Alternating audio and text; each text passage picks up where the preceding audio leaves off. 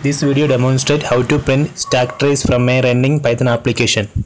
So I got this idea from Stack Overflow. So from this page, for this demo, I am using Python heat client application. So first we need to copy this code, this method, listen method.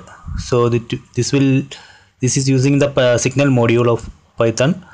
So there is a callback debug, so that you can see the definition of the debug method here. Then it will open up interactive console and it will print the trace back there. So we need to copy these two methods into our application. So let me go to Python heat client and let me open this shell.py, the command line using this program. So I copied here those two methods, you can see here. Then from somewhere I had to invoke that listen method. So I am going to do that from the heat shell class. Inside heat shell class there is a main method, so I am going to invoke this listen method from there. So if you in heat shell class there is a main method, so when we enter some command in the command line, the control first come here in the main method of heat shell. So I invoking listen method from here. Okay, let me save that file. Okay, then what I have to do, I have to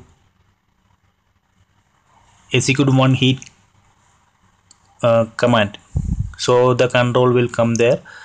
So I am going to source the credential. Okay, then let me run.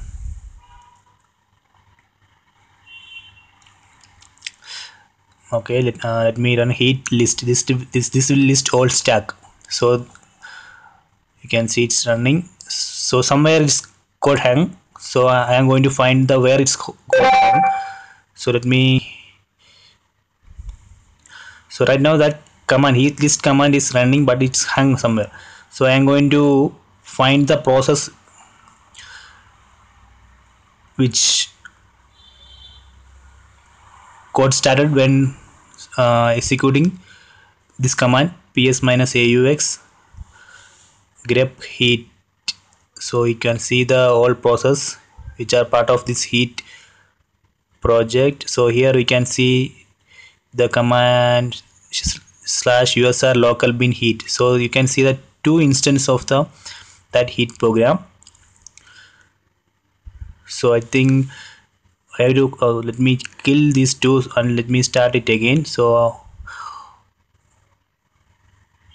it should show only one. So let me exit this program. Okay, and let me run it again. So you can see only one instant. So this instant, I think we need to kill this instant first.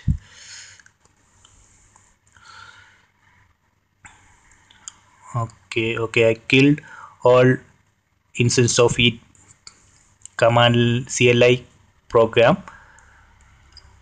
So let me execute the commands heat list again. So if you in the new terminal, if you run this command, you can see the one instance of heat CLI program. See here. So next I am going to open a Python console and importing OS and signal module. Then I am going to make a signal into that process. So for that we need to go to os dot kill signal, then process ID, then signal. We need to put the process ID of this heat CLI process.